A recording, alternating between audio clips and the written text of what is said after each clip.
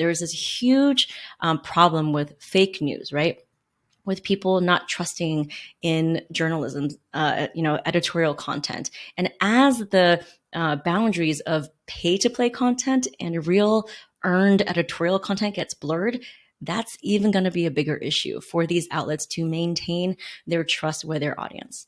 So what is the solution to that? They will start to really focus on getting authentic perspectives from a diverse range of sources. People like you, people like the everyday small business heroes in my PR community, right? Because again, if the journalism landscape is sounding more and more just like a mouthpiece for the Fortune 500 companies, it's going to lose its credibility even faster. So one way for journalists and outlets to really maintain their trust is to be able to get a variety of different opinions from people with different lived experience, from fresh perspectives. It just means that there's more of room for you and me and everyday small business heroes to play. So I know it sounds like a big and scary landscape, right? Traditionally, we've been told that companies with huge budgets and fancy connections, they are the ones that are able to get featured.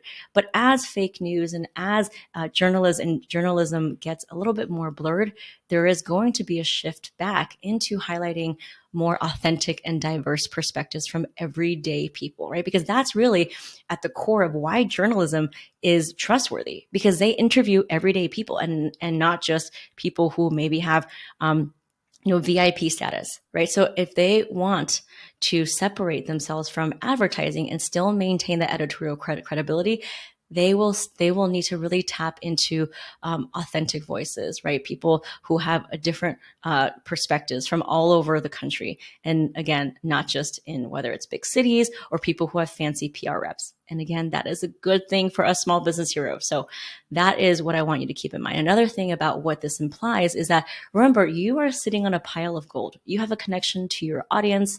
Maybe you're in a couple of Facebook groups, or maybe you just know people in your audience because you created a product or a service for that audience. Make sure you tap into that. Be a conduit of information. How can you use a poll? And I mean like a free 99 Google Forms. Survey them, compare their attitudes, ask them what's shifting, what's changing, because you being on the horizon of that, you being able to give the journalist original data, and it's okay if it's from a very small sample size, that is work that the journalist is not going to do. And you will be able to tell them, hey, this is what I'm hearing from my audience, right? Of mompreneurs or people who homeschool their children or seniors with certain type of pain, whatever it is, your customer avatar, tap into that audience, survey them, offer that information up, boom. That's going to make you super, super helpful for the journalist because you're saying, these sources are vetted, I am credible, and here is some original data, right? It's all about presenting a point of view. It's not about having the answers to the world's problems. It's just a matter of, this is a discussion or an insight or a trend that I am seeing, right? Here is what my community thinks about it. Let me know if you're working on a story similar, and this is why it matters, right? Again, bring it back to the now. Why is it relevant to right now?